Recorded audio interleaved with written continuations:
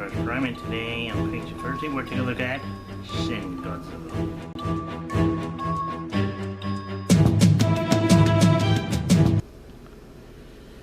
Yep.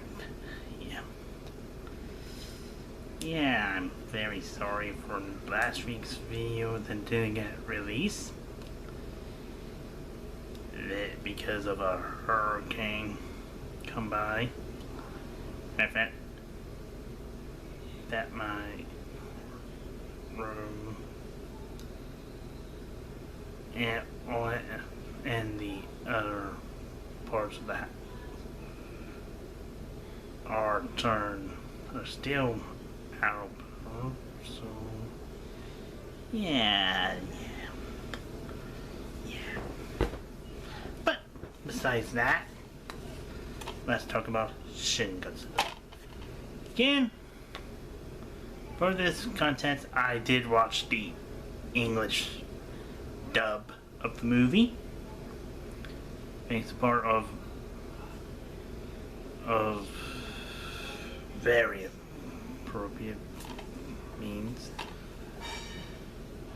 to stream. But anyway, this movie is very hard to describe because normally you can say you had to do it real.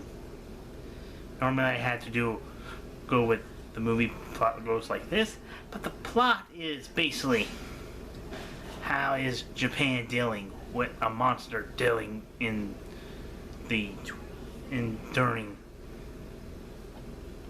today's climate, or I should say late 2010s climate. Basically, it's basically a boat belongs to Goromaki. Yes, the Reiwa version of him, who is a professor, not a movie journalist like in the Showa and Heisei era, has left behind his lot.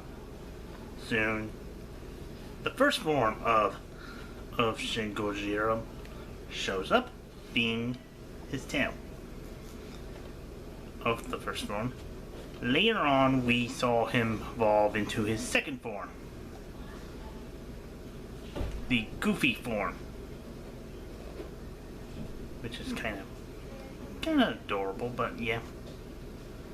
And then soon we actually saw him evolves into his third form, which is that has the original 1954 war, and then he evolves to his fourth form, which is this thing, designed very realistic. The only Godzilla that is CGI of the Japanese kind. Unlike the Godzilla movies unlike previous movies that use Shoot Nation. Matter of fact, they use motion capture for this guy, which is really awesome. And yeah. And we have a brief glimpse of his fifth form, which is tiny Godzilla human hybrids. Yeah. Again, this movie is more focused on the politics of the Japanese government and how, as a country, they need to learn what Godzilla is and all that. Yeah. But how did you defeat Godzilla? With a blood kraken, similar to the one from Godzilla vs. Space Godzilla, but very different from that particular movie.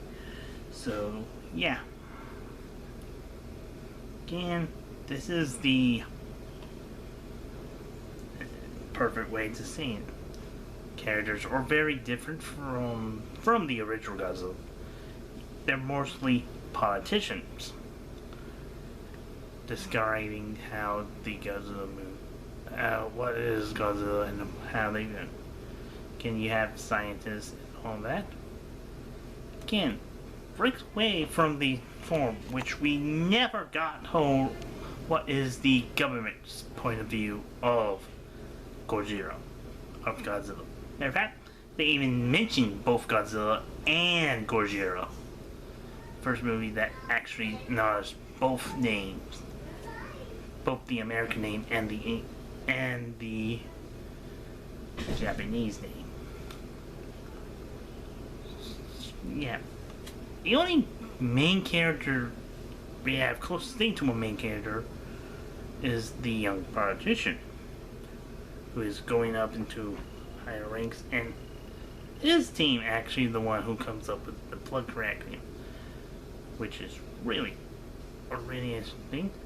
Also, they also have the deals with America and France and other countries, which is really nice for a Godzilla movie. Which previous Godzilla movies have only Japan defends by their stuff. They never have another country actually help them. So yeah. So yeah, that's pretty much it for Shin Godzilla. Overall, the movie is pretty good.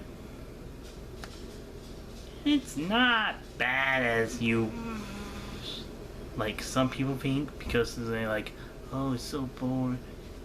This is a perfect movie. You have to understand what Japan been.